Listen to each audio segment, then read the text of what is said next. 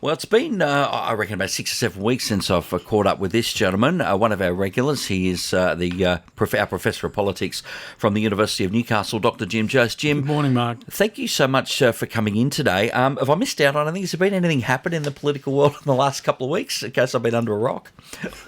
Well, there might have been an election that you missed, but apart from that, Mark, I think, yeah. Other than that, business as usual, yeah.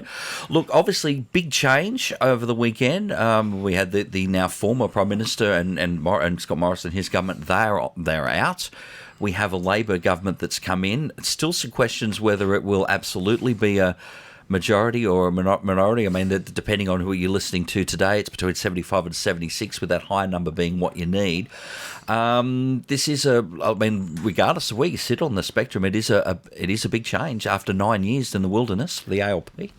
Well, yes, but it's reflecting a sort of shift, a wider shift in the population and an expectation being expressed particularly through the independents being elected, taking away what were once relatively safe Liberal seats. Why don't we start there, Jim? Because, I mean, we're obviously talking about the so-called teal independents that did fantastically well.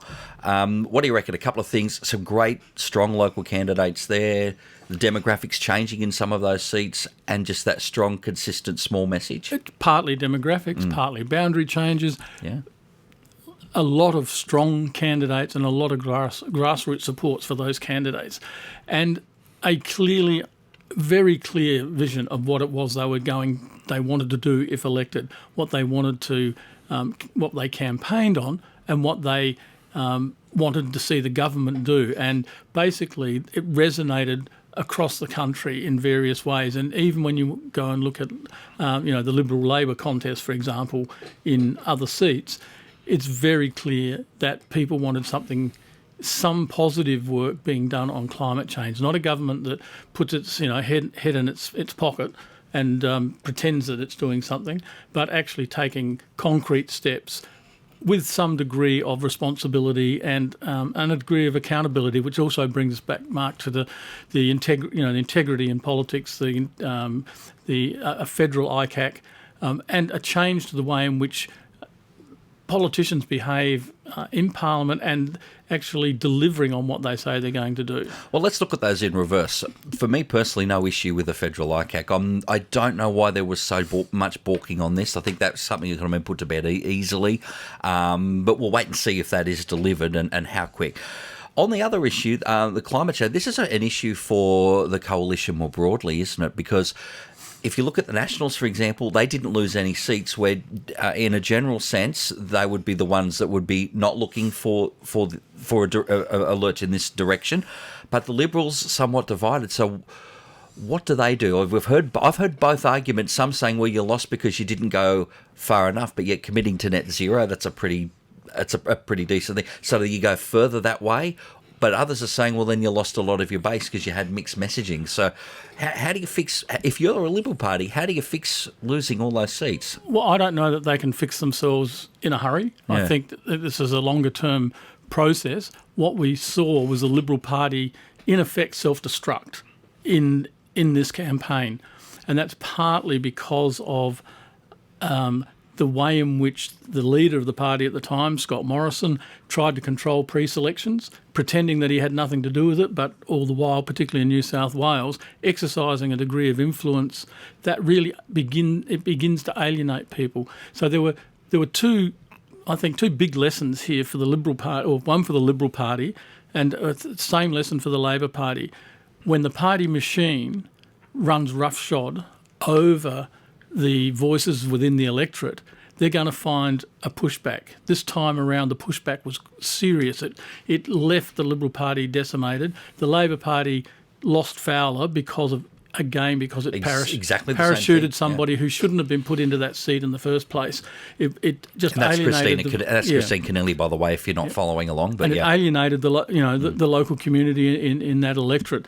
So the lesson there is that the party machine needs to be more mindful of how it's projecting the party to the wider population, and in fact perhaps steps back a little bit and allows the elected politicians to actually do something that they were elected for. So that's one of the big lessons. The other localism, local, people that resonate with the people that you actually want to get that number one on the ballot box. Yes, localism, but with an eye to how this all feeds into what might be regarded as the national good. And what was coming across quite clearly to people who were looking for some significant work to be done was that there was no resonance with the national good. There was simply a number of politicians self-serving. Now, one of the things that's really interesting, Mark, was even though Labor, the swing was to Labor, they looked like forming a government in their own right, there was, when you start looking at different seats, not all the seats saw the major parties improve on their first preference vote. Basically, some of the party or some of the Labor seats are going to be held on preferences. But the interesting thing, and I was fascinated by this, in the seat of Hunter, both Labor and the Greens marginally increased their share of the vote, as did the Nationals. So, shall we say, the three key parties around the climate change issue all got stronger support. What was really surprising was that Pauline Hanson's One Nation went from 20% plus to just under 10%, literally halved the vote, and that didn't translate into the independent candidate, Stuart Bonds, who was the former One Nation candidate.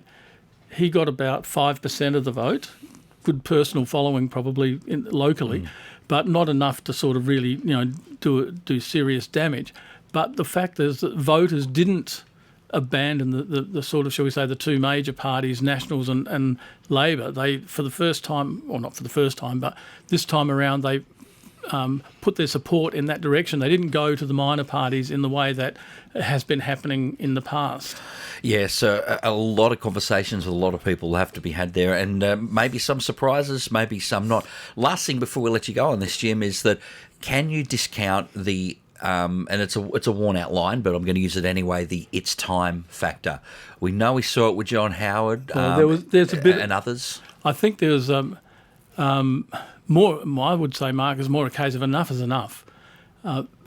People were looking at and watching promise after promise being broken, or commitments not being honoured. So, for example, the government saying we're going to implement everything that the report into sexual harassment in the Parliament recommends.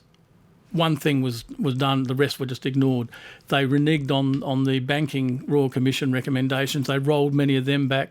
They ignored aged care issues and so forth. So, yes, the Labor Party's got its work cut out for it, trying to deliver on a whole range of things in a context where it's going to be quite challenging in terms of economic issues. But we need to look at see how serious they are, and some of the measures that we can see as well how quickly they begin to implement some of the things they promised, the things that they can do without too much serious legislation, but stuff that they can do by regulation. And another couple of things, and this is perhaps reflecting a bit more of my personal politics here, Mark. They could say, let's bring Julian Assange home. Let's drop the charges against Bernard Collery. Let's rule a line under all of that persecution, and let's wipe the slate clean, and let's begin to be a government of integrity that actually pursues things that are worth pursuing, that are in the national interest. Neither of those are.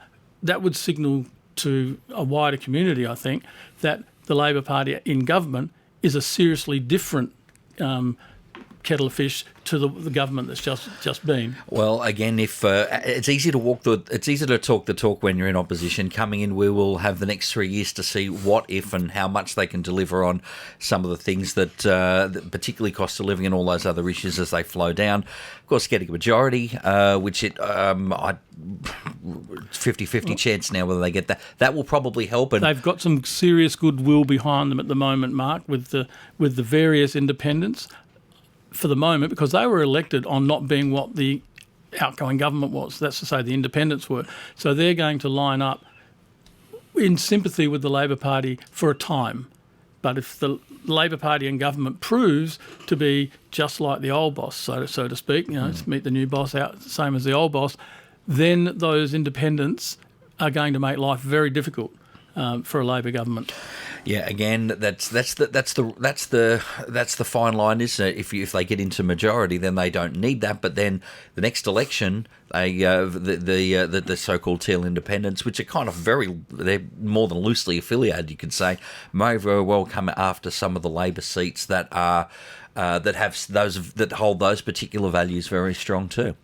Yes, well, we'll have to wait and see how serious. I know that's 3 years away, but you have to think like that. Well, exactly, and I think for the moment, people are wanting the government to succeed for the time being. I think the Liberal Party needs to sort of step back and stop listening to some of these people right on the fringes who are saying, you went too far to the left, that's why people voted against it.